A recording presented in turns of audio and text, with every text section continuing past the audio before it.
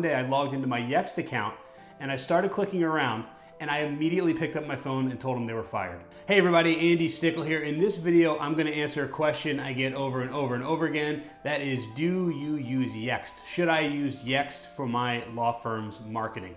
Now, if you don't know what Yext is a service that allows you to update all of your local business listings on one dashboard. And on the surface, it seems like a great idea. You go in one place, you enter your information one time, and you're done. Because anyone that's ever updated business listings, and when I say business listings, I mean any directory that your law firm is listed on. It could be Yelp, it could be Yahoo, it could be Yellow Pages, YP.com, Dex Knows, City Pages, Foursquare, any directory. When we used to use Yext, they allowed you to update all of those listings from one dashboard. It was something like 70 or 80 listings that you could update on one dashboard. And on the surface, this seems great. It seems like a huge time saver. However, one day I logged into my Yext account and I started clicking around, and I immediately picked up my phone and told them they were fired. Now here's why I did that. Because I started looking at the actual listings. I started looking at if the listings were actually indexed by Google. So the way that Google works is they don't return listings in real time. They don't return the search listings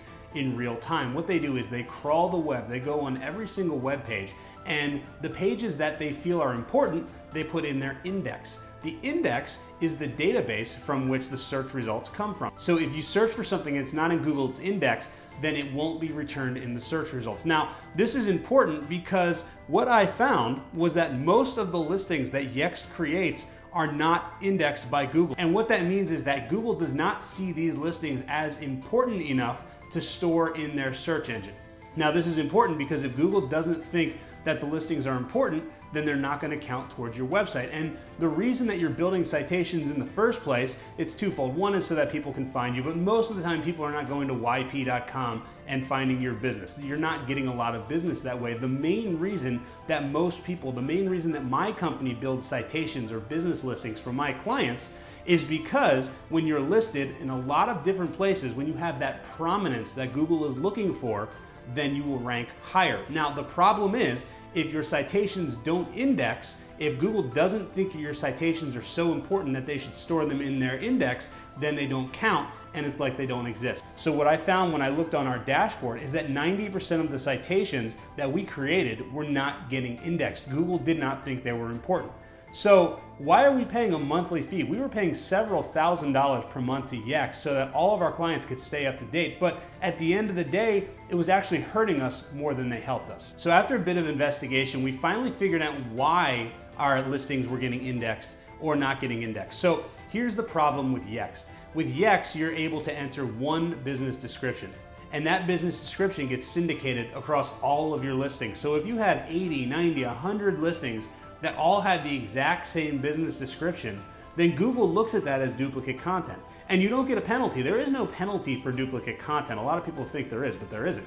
What you get is you just don't get shown. Google doesn't want to show the same thing over and over and over again. So what it does is it doesn't index the pages that have the duplicate content. So if you have 100 listings with the same business description on it, Google doesn't think that they're as important, and it doesn't index them. So what we actually do now is we create citations manually, and it's a pain in the ass, it's a lot of work, but we use unique business descriptions for all of our stuff. Now, there's companies out there that will do this for you. I'm not going to name any names in this video, but if you want, send me a message and I'll point you in the right direction. I'll get you a recommendation for a company that I trust, the same company that we use for a lot of things that we partner up with.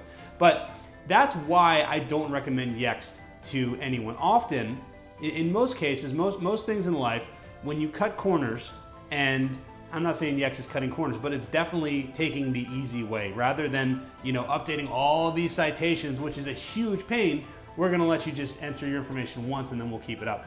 And the problem with that is that it just doesn't get you as good of results.